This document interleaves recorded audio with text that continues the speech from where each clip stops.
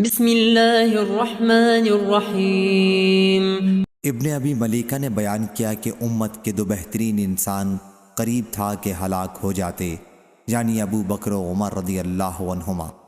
جس وقت نبی کریم صلی اللہ علیہ وسلم کے پاس بنی تمیم کا وفد آیا تو ان میں ایک صاحب عمر رضی اللہ عنہ نے بنی مجاشے میں سے اقرا بن حابس حنظلی رضی اللہ عنہ کو ان کا سردار بنائے جانے کا مشورہ دیا، تو انہوں نے یہ درخواست کی کہ کسی کو ہمارا سردار بنا دیجئے، اور دوسرے صاحب ابو بکر رضی اللہ عنہ نے دوسرے قعقاع بن سعید بن زرارہ کو امیر بنائے جانے کا مشورہ دیا۔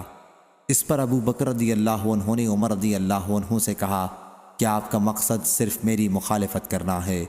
عمر رضی اللہ عنہ نے کہا کہ میری نیت آپ کی مخالفت کرنا نہیں ہے، اور نبی کریم صلی اللہ علیہ وسلم کی موجودگی میں دونوں بزرگوں کی آواز بلند ہو گئی۔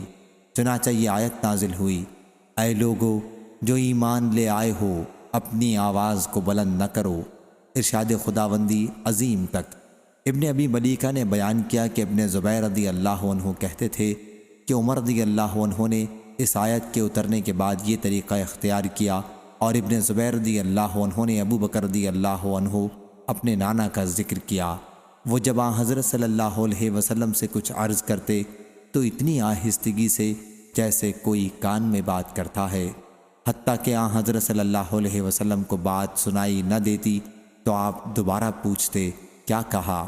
صحیح بخاری حدیث نمبر 7302۔